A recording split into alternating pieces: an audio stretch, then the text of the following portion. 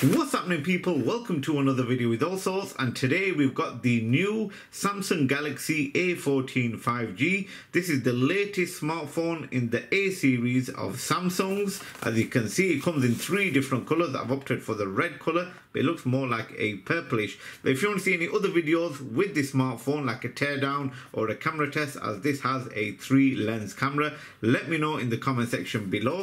Just before I get started, make sure you follow me on one of the social medias above, as I always put up sneak peeks on what to expect on Allsortzz. And as always, make sure you subscribe and also hit the bell notification so when I upload any video, you'll actually be notified. So in this video today, we are going to do a unboxing and a short review just to see what the smartphone is like. I have got another daily driver, which is my Allsortzz phone, which is another budget smartphone by Poco. This is the X5 5G. It also has a 3-lens camera. So if you want to see the Samsung Galaxy A14 5G versus the Poco X5 5G, let me know in the comments and I'll be happy to make them for you. Also, should I do a camera test?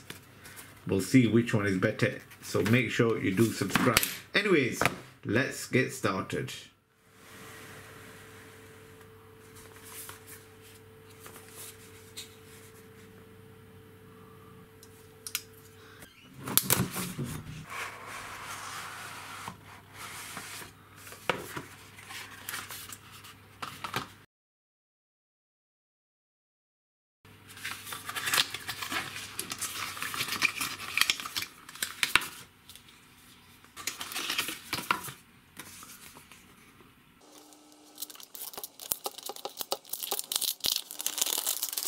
The Samsung Galaxy A14 5G. It was announced in January 2023. It has a 6.6-inch display with a resolution of 1080 x 2408 pixels. It has a glass front with a plastic back and a plastic frame. It is dual SIM card that takes nano SIMs. The operating system is Android 13 with One UI Core 5. The chip is Exynos 1330. You can get it in 128 gig of ROM with two different storage sizes, 4 gig and 8 gig of RAM. It has a triple lens camera setup at the back, with the main camera being a 50 megapixel wide camera. It has a macro camera which is 2 megapixel and a depth camera which is also 2 megapixel, and it also has a LED flash with HDR. It records up to 1080p at 30 frames per second. It also has a selfie camera which is 13 megapixel and it also records in 1080p at 30 frames per second. It also has a built-in loudspeaker and a 3.5mm headphone jack. Some of the good features with this phone: it has a side-mounted fingerprint sensor. The battery is 5000 mAh, which is non-removable. It comes in 4 different colors: black, light green, dark red, which I have here, and also silver. And the price ranges from £175. Let's check out the phone. So overall, while this phone is in your hand, the build quality seems good. It's a shame about the cheap plastic at the back, but as this is a budget smartphone, you can't go wrong. Let's switch it on and let's see what the phone is like. So as you saw earlier with the light, you've got your volume rockers with the fingerprint sensor, which also has your power button. At the bottom is the headphone jack with a built-in speaker and micro USB Type-C. Here we have your dual SIM card slot with also your micro SD card, and at the top you've got a mic. So I've already set it up. Now, as you can see, Samsung Galaxy powered by Android. I'm going to get through some of the features on the phone. We'll check out the camera as well. And like I said, if you want to see any other videos with this smartphone, let me know in the comment section below. It's just optimizing the apps at 100%. And there we have it. So as you can see, it has got a drop camera. Now you can actually with the apps, you can actually change it to a bar, which I'll get to later in the video. But as you can see here, it has a 5.5-inch display screen. It has got a big bezel at the bottom with a small bezel at the top. So let's swipe it up. The phone is starting, and there we have it. So swiping up brings your menu. You have got your shortcuts apps on this. When you swipe it to the right, when you go to the that was to the left. When you go to the right, you've got your I would call it a Google thing, about usually call it your newspaper, which gives you all the information, news. So swiping it down, you've got your shortcuts. Swiping it down again, you got all of your shortcuts that you can actually use. Your mobile data, torch, flight mode, power saving. You've got 2 pages as well. You can also do device control, which controls will appear here for any smart home. So if you've got any smart products in your home, you can actually set them up and from your phone as well. So media output, same again, if you want to connect it to your TV, your earphones, wireless earphones, anything like that will come straight there. Swiping it back down, but yeah, overall you can choose your brightness from there as well. We do need to change some of the layouts, like these buttons at the bottom. We're going to go into settings and see if we can actually change that. So at the top you've got your settings, power, you can search the phone, or you can edit buttons, quick layout, panel layout, or your status bar. Your status bar is your bar at the top, which you can change, which I'll show you. I'm too used to swiping back and not used to these buttons, but as you can see, you've got Samsung preloaded apps on here.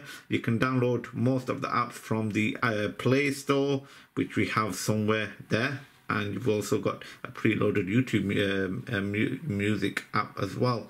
So overall, you got Samsung Free, Samsung Tutor, and a game launcher. So these are the pre-downloaded apps on your Samsung device, and only not only that, you got your Smart Switch, AR Zone, messages, files, and radio as well. So let's go into settings and let's see what else we can actually do. So you got your connections, connected device. Well, we've got nothing connected as well, so we'll move on from there. Your modes and routines, which you can actually change however you want.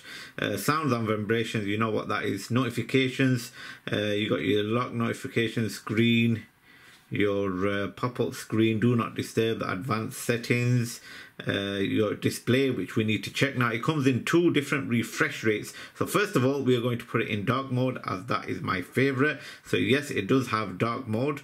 You can actually go into dark mode settings and schedule it as well whenever you like. You can do brightness, adaptive brightness, which is good. So the motion smoothers, and it has 2 different refresh rates. So you've got a 60 Hz refresh rate and also a 90 Hz refresh rate as well. So let's go into the 90 Hz. Let's press accept, and as you can see, let's go back.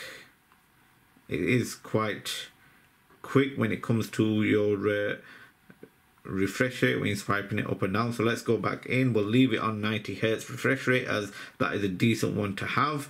As it's there, we might as well use it, as we say. So eye comfort shield, you can switch toggle that on and off. Font size and style, screen zoom, font size and style, you can choose that. This is decent enough for me. Full screen apps, you can choose that as well. So you got your camera cutout, and this is what I was on about earlier. So you can have your bar when it comes to the apps, you can choose, or you can have your show camera cutout, which is the droplet camera. So you can have that as well, which is good. You got your edge panels, navigation bars, accidental touch protection, touch sensitivity, or screensaver. Staying in display, we are going to go into navigation bar, which we haven't checked, and this is where you can actually change your buttons at the bottom. So as you can see, you've got button selection, you can change and realign them, or you can do the swipe gesture, which I'm actually used to because of the iPhone and also my Poco phone, and you can actually do a gesture hint or show button to hide keyboard.